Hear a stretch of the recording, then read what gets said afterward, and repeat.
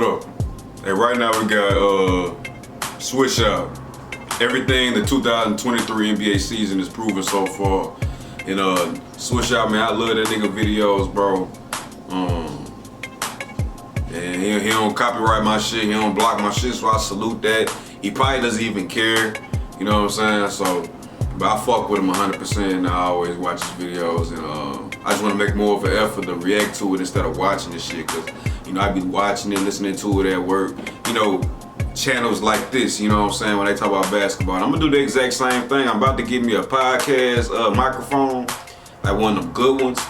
And then, you know, I don't think I'm gonna put it on this page. I'm gonna have to make another one, another YouTube channel. So, but that's in the near future. But let's go ahead and get into this shit and enjoy it, man. Straight up. You know, there's a lot of shit going on this season that needs to be discussed. I think I'm not a fan of in terms of winning championships. I don't think that style is ever going to win championships. But at the same time, you have to keep your team's head above. I know he talking about Luka right here. He talking about Luka. I mean, Kobe was talking about Harden at this specific point, but I bet Switch Out is comparing that to Harden. I mean to Luka, because Luka played just like James Harden for real, just more dominant, kinda. I think. So are you saying you don't think James Harden and the Rockets, as constructed, can win a title? Not with this style of play, it won't win. With one player dominating the ball. Now when you have Chris Paul come back and you have more movement to the offense, where you move guys around, where you're harder to find. And Chris Paul's back, but you mean more in the... Yeah, because listen, if you take one player, you put him at the top of the key, or you put him on the wing, and you're running screen rolls, you're always in front of the defense. The defense can key on that, particularly in the playoffs. And that's easy to defend. Yeah. It's easy to defend. Now, what he's doing is absolutely remarkable, though. And I think...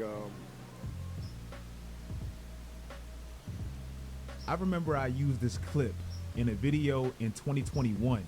And when I watch Luka and the Mavericks right now, it's truly all I can think about. I was talking about James Harden during that crazy 30-point for 30-game streak he had in 2019. And like Luka and Dallas now, the Rockets' success was way too dependent on his heroics. Now, the Dallas Mavericks actually made... But Harden used to be going crazy. I ain't gonna lie, man. That shit was crazy. He got ridiculously hot at literally the perfect time. In games 5 and 6 versus Phoenix, Dallas shot a total of almost 83 pointers and damn near made half of them. You're going to win most games shooting like that. Even against Golden State, they didn't really cool down too much. 3 players in their starting lineup shot 40% from deep.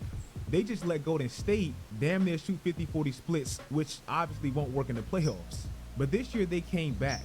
Didn't really make enough moves. If you ask me, they brought in Christian Wood, but they did lose Jalen Brunson. And you can still see there's a clear ceiling with how one-dimensional they play. And Jason Kidd knows it.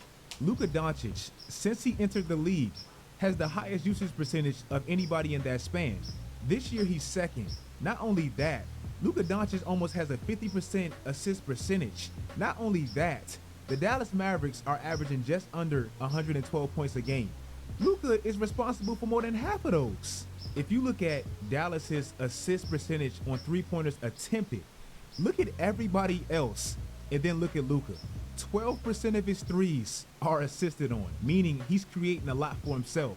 That's way lower than Trae Young, way lower than Jason Tatum, Stephen Curry. Just for comparison's sake, if you look at 2017 James Harden, it's way lower than that. If you look at 2019 James Harden, it's still lower than that. This Dallas team is just way too Luka predicated. When you look at the player leading the league in field goal attempts, it's Luka.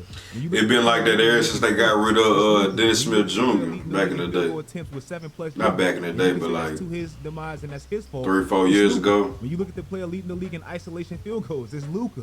The Mavericks this year. I love Luka, man, but yeah, you know, he correct, man. He can only go so far. That's why he ain't gonna win MVP, bro. Because his team's too damn sorry. They're near the top in three-point attempts. It is insane for Luka to be averaging damn near double the two-point field goal attempts than his next best teammate. That means nobody's really attacking the basket. It's great to appreciate an all-time great player and look at his heroics and appreciate it. I mean, it's great. I do too. But when you look at their on and off the court with Luka, they're second best with him on the court, the worst with him off the court. It's just not sustainable, bro. Like, they're never going to win with how they're built. They're just not. Man, that nigga so damn hard, I ain't gonna care. Turn into yeah, man, these niggas. Disaster. And to me, oh, God. it all started with the Lonzo Ball injury. Yup. Last year, in the little stint he played, which was only 35 games, Lonzo was shooting 42% from deep on 7 attempts. Remember, that's huge for a team that literally doesn't shoot threes like That, Chicago. I always And respect so Lonzo it's for like an completely outlet team. transforming his shot in the summer. You know what I'm saying? Becoming one of the best shooters percentage-wise in the league. Now, Wendell Carter Jr. Man, I wish the nigga were healthy. He pretty much gives you identical production offensively, and he's a significantly better defender. And now Chicago, without Lonzo, who's looking like the glue to all of this, they're stuck with the team with really no outside perimeter shooting outside of Levine. And he's been off this year. The Bulls right now are dead last in three-point attempts. Actually, they're the only team not even shooting 30, and we know DeMar DeRozan's style is a big reason for that. Well, also, But he's still effective. the three-point line well enough to make up for them. It'd be a problem if he was inefficient. Like I said in my last video, and I can't believe I'm referring to the Lakers. It's actually new days for real. The Lakers, they don't shoot the three-point ball that well, but they defend it extremely well for. Imagine what would happen if every person in the United States suddenly visited your website. Would it crash? Not if you... the most part. Chicago really doesn't do either, which is a recipe for a below 500 record, even with the names they have. And also, and why I said this team feels so outdated, they don't really shoot threes that much, but the most low percentage, low attempted shot in the league, along two, they shoot the most of. And again, we know why. So when you really look at where their money is tied to, it looks like a big disaster. DeMar DeRozan, who plays like an early 2000 style, which can still be effective, but you have to surround him with some shooters. Zach LaVine, who seems like he's kind of peaked, and Lonzo Ball, Damn, who that's crazy to say. ever going to play for the Bulls again, like dead ass. The Cleveland Cavaliers, my new favorite team to watch, they really made the trade of the summer. Donovan Mitchell has really been a godsend to that team, and truly vice versa. The Cavaliers, at the time of me recording this video, they're only one of two teams that's top 10 offensively and defensively. Donovan is having a career year all across the board, and with the consistent pressure he and Darius both puts on defenses, the numbers really show their impact. If you look at points per game in the pick and roll this year, which they run a lot, Cleveland is first. If you look at the screeners points per game off the pick and roll, there's only Yeah, you know Ja Morant up there. team in the top 10. Guess who? Also, I love how their defense actually feeds off their offense. Cleveland really isn't a fast break transition based team, meaning they score a lot of their points in half court sets. They actually play at the slowest But them pace. Cavs jerseys hard. I ain't gonna care. Because that's typically the style of the playoffs anyway. Now, on the contrary, with them running their offense with a lot of half-court sets with the pace they play at, they force you to run your offense in half-court sets, which is extremely hard. Most teams consistently run their offense with two playmakers that can create for themselves and others and shoot anywhere on the court, and run a pick and roll with two bigs that can get easy. That nigga so damn explosive. Efficiently. Most teams can't do that.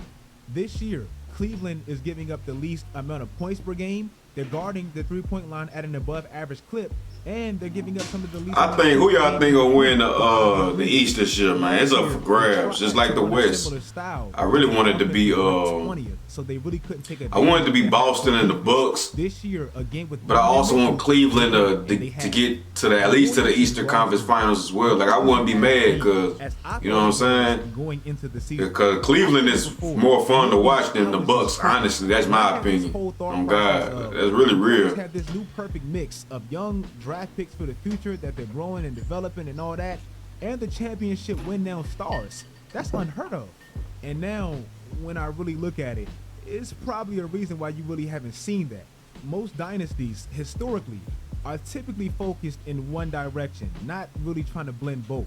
The 2014 Spurs was one of the oldest teams in the NBA. The 2010 Lakers, they were also one of the oldest teams in the NBA. The 2013 Heat were one of the oldest teams in the NBA. The 1998 Bulls were the oldest team in the NBA.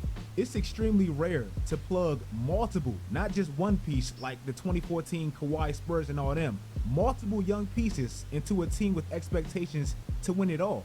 Golden State has turned it around for the most part, winning 10 out of their last 16 games. But most of that has been because of their big five, big six, especially Klay, shooting a whole lot better.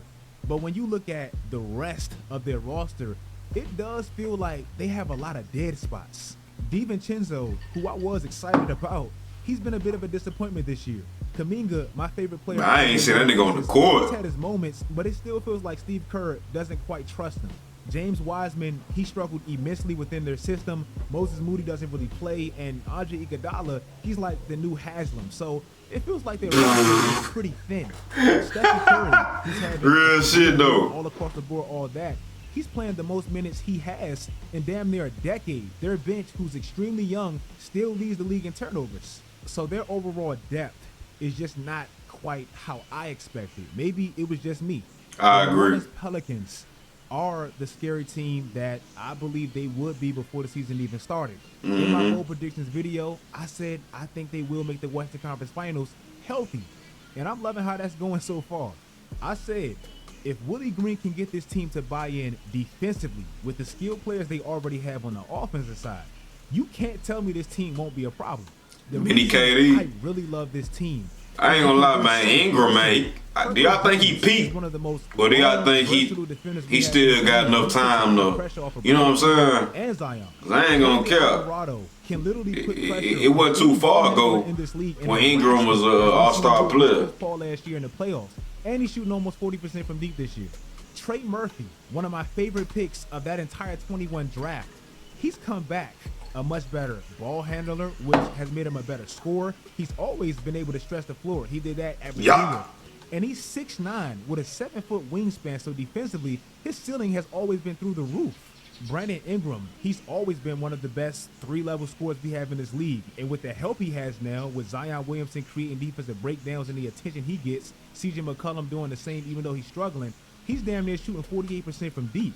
And Zion Williamson, oh, he's just the only player averaging 24 points or more on 60% from the field. The only player.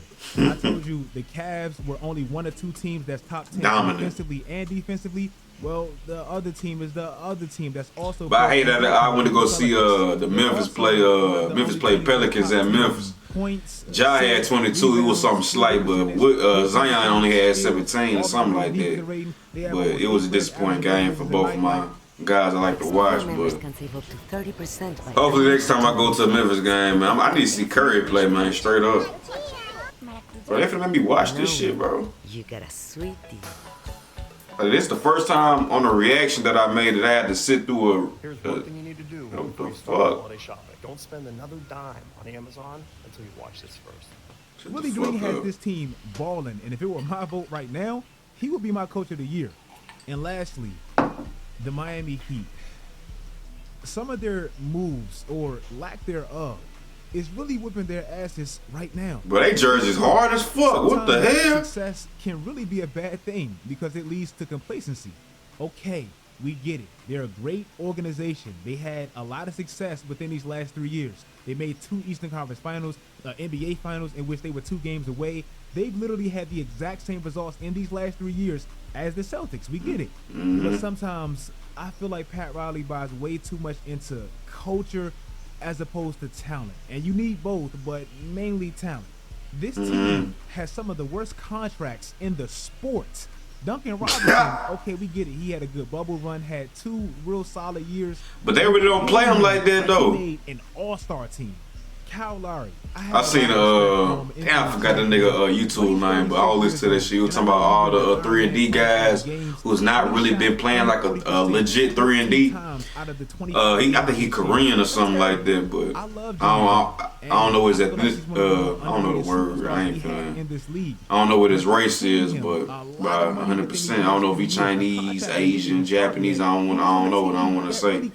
But I like his content though. I just forgot his name. But y'all know what I'm talking about. Y'all let me know if y'all know what I'm talking about. Oh God, I fuck with him. That are undrafted that plays heavy minutes. Gabe Vincent, Max Strus, and Caleb Martin. That's not beating Giannis and the Celtics, and it's just not winning. I wouldn't go as far as what Charles Barkley just said, blow it up, because I still think Jimmy Butler can be a foundational piece to a championship team. Shit, Charles, bro, he always talking about somebody need to blow it up. Kyle Lowry, And he ain't won shit. man who can disappear often offensively, especially in the playoffs. And Tyler Hero, who I like but it's not. I wouldn't go as far as. What you say about Jimmy? He say Jimmy be Say, disappearing? because I still think Jimmy Butler can be a foundational piece to a championship team. But he that are undrafted that plays heavy minutes. Gabe Vincent, Max Strus, and Caleb Martin. That's not beating Giannis and the Celtics, and it's just not winning. I wouldn't go as far as what Charles Barkley just said, blow it up, because I still think Jimmy Butler can be a foundational piece to a championship team. But he has to have better running mates than Kyle Lowry, 36, Bam, who can disappear often offensively, especially in the playoffs, and Tyler Hero, who I like, but it's not enough. If you guys like this video, Agreed. And I love Jimmy Butler. And I fuck with Tyler Hero. But the Heat ain't winning shit. But I wouldn't be surprised if they surprised us, but they probably gonna be the motherfucking the 5th seed or some shit like that. But if y'all like the video, man, like the video, shout out to Swish Out, man. I fuck with you 100%, bro. I love your videos. And y'all let me know if y'all like these type of videos that basketball videos. Eventually I'm gonna start making shit like this. I'm waiting till my microphone come in, and I gotta make another YouTube channel and shit like that, man. I'm really finna start digging in and just put my head down, you hear me? But I'm gonna fuck with y'all on the next one. Shit, I'm out of here.